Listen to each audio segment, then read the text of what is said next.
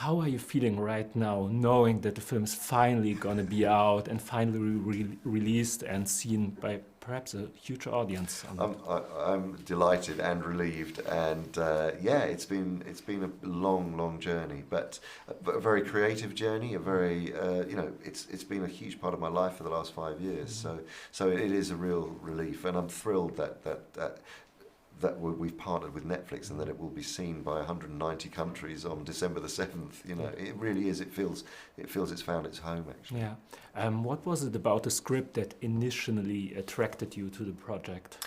It was a real sense of going back to the source material, going back to the book, and connecting with Mogli, the character, who I felt in other adaptations is almost a byproduct and not he's the glue that holds the story together, but actually you don't really investigate his emotional journey, and that was very much what I loved about the script and why I wanted to make the film. In the history of making the film, what was your reaction when you heard there's a Disney version being made? What your first reaction to that? Look, it's never a great thing that when there's a competing film. But I actually knew. I was never worried about it, because I knew that it was always going to be a different. Ours was going to be totally different to theirs. That it couldn't possibly operate in the same sphere because of the remit that Disney worked to. I suppose they're fully 4-quadrant family films, and this was always going to be a darker version and a more of a sort of PG-13. So we could go to play to those darker themes and more, make it more intense, more real, more emotionally kind of impactful.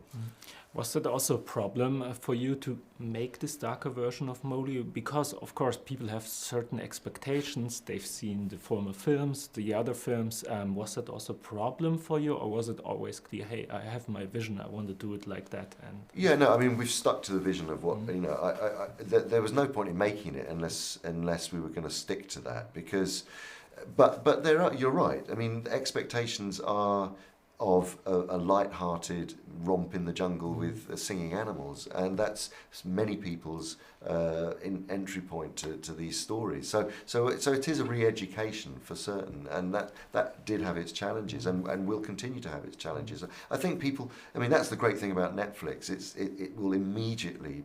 The people will get what we were trying to do. It's not, and it won't be, oh well, we'll see what happens at the box office on the opening weekend, and then if it does all right, then people might find out, and if not, then they won't. It's that's the great thing about releasing it in this way, actually.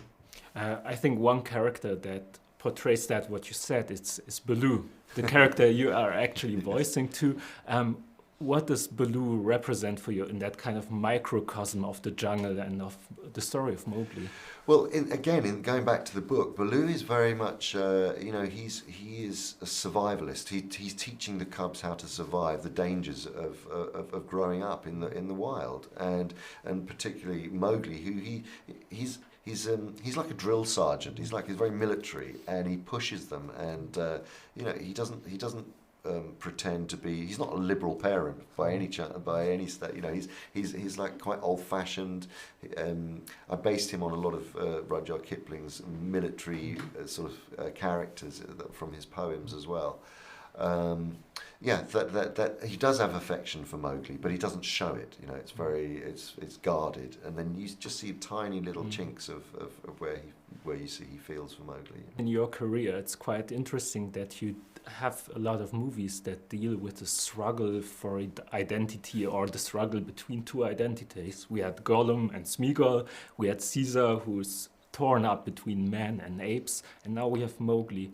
What attracts you to these sorts of characters? Yeah, you spotted it. Yeah, I mean, I suppose I grew up. I mean, my father was from the Middle East. My mother was from Europe, and I was.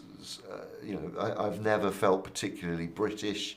I've always felt I suppose that if I really look to myself, it is a theme that really interests me. The sense of belonging and where do you belong? It is a personal odyssey, I suppose. So now we have Andy Serkis, the director, and Andy Serkis, the actor. Which gun's gonna take over, or which side are you putting yourself on? That's a good question. I love both. I really do love both, and there's some. I mean, I just hope that the next films I make don't take as long as this one. I can imagine. But I do love the process of directing and engaging with all aspects of the filmmaking world, you know, to bring a story to life. But equally, I love the ability to just climb inside the skin of one character and focus entirely on that. So I hope to continue doing both. Okay.